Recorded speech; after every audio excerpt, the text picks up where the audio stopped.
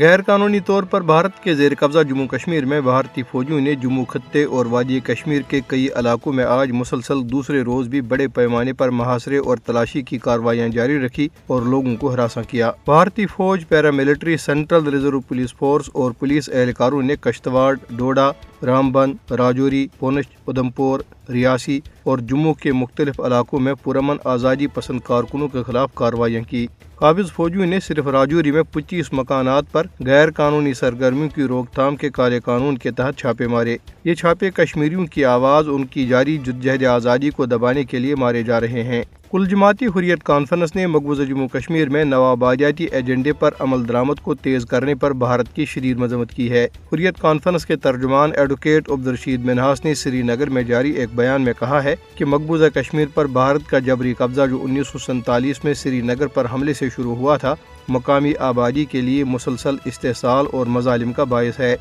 دریاسنا راجوری کے علاقے بدل میں پراسرار بیماری کا علاج کرنے والے ڈاکٹروں نے تصدیق کی ہے کہ 7 دسمبر سے لے کر اب تک 17 اموات کی وجہ زہریلے مواد کا استعمال ہے۔ انہوں نے کہا کہ زہر کا توڑ کرنے والی دوائی ایٹروپین سے تمام زیر علاج مریض مکمل طور پر صحت یاب ہوئے، جس سے اس موقف کو تقویت ملتی ہے۔ مقبوضہ جموں کشمیر میں محکمہ جنگلی حیات کے ڈیلی ویجرز نے سری نگر میں احتجاجی مظاہرہ کرتے ہوئے اپنی نوکریوں کو مستقل کرنے کا مطالبہ کیا، جس سے مودی کی بھارتی حکومت کی عوام دشمن پالیسیوں کے خلاف بڑھتے ہوئے غم و غصے کی عکاسی ہوتی ہے۔ حقائق معلوم کرنے والی ایک رپورٹ میں انکشاف کیا گیا ہے کہ بھارت بھر میں جاری مسلم دشمن مہم کے ایک حصے کے طور پر صرف ریاست گجرات کے قصبے بیٹ دوارکا میں حکام نے مسلمانوں کی 525 جائیدادوں کو مسمار کر دیا ہے۔ ایسوسی ایشن for protection of civil rights کی جاری کردہ رپورٹ میں کہا گیا ہے کہ مسمار کیے گئے زیادہ تر مکانات مسلمان ماہی گیروں کے تھے۔ بھارت میں پریس کی آزادی کے حامیوں کے لیے روز بروز خطرات بڑھتے جا رہے ہیں،